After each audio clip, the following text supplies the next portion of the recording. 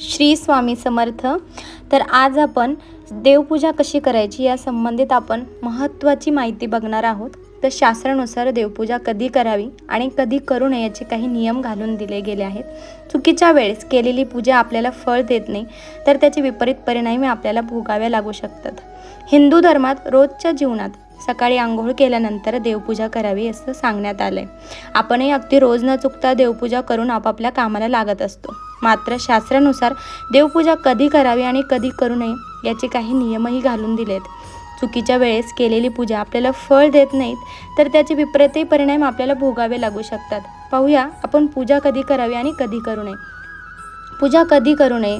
हिंदू शास्त्रानुसार दुपारच्या वेळेस पूजा करण्याचं टाळावं। हा काळ देवतांच्या पूजेचा काळ असतो, त्यामुळे या काळात केलेली पूजा देवतांच्या विश्रांतीमध्ये बाधा आणते। त्यामुळे दुपारी 12 ते 3 या वेळेत पूजा करणं टाळलं पाहिजे। या कामात केलेल्या पूजेचं फळ मिळत नाही। आरती आणि पूजा यांच्यातला फरक समजून घेणे तितकंच महत्त्वाचं आहे।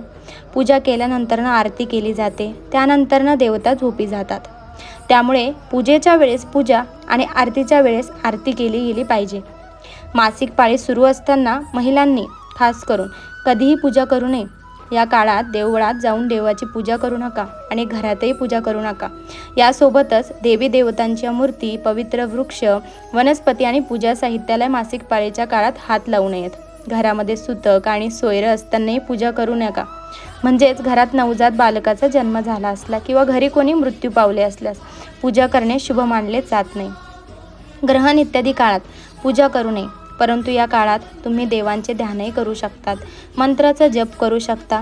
दिवसभरात आपण पूजा कधी करावी या संबंधीची माहिती आपण पुढे बघूयात। दिवसभरात 5 मुहूर्तावर पूजा करावी असे हिंदू धर्मशास्त्रात सांगितलं जातं। धर्मग्रंथानुसार पूजा दिवसा कधी करावी याचे नियम घालून देण्यात आले आहेत, ते पाहूया आपण। प्रथम पूजेची वेळ सकाळी ब्रह्ममुहूर्त पहाटे म्हणजे 4:30 ते 5 पर्यंत। दुसरी पूजा सकाळी 9 वाजेपर्यंत म्हणजे मध्यान्ह पूजा दुपारी 12 वाजेपर्यंत। संध्याकाळची पूजा 4:30 ते 6 आणि शयन पूजा रात्री 9:30 पर्यंत। अशा प्रकारे देवपूजा कधी करावी आणि कधी करू नये या संबंधीची मी थोडीफार माहिती तुम्हाला सांगितण्याचा प्रयत्न केला। चॅनलला नवीन असाल तर नक्की सबस्क्राईब करा आणि बेल आयकॉन दाबा, म्हणजे मी ज्या नवनवीन व्हिडिओज तुमच्यासाठी घेऊन येते ते तुम्हाला बघायला मिळतील।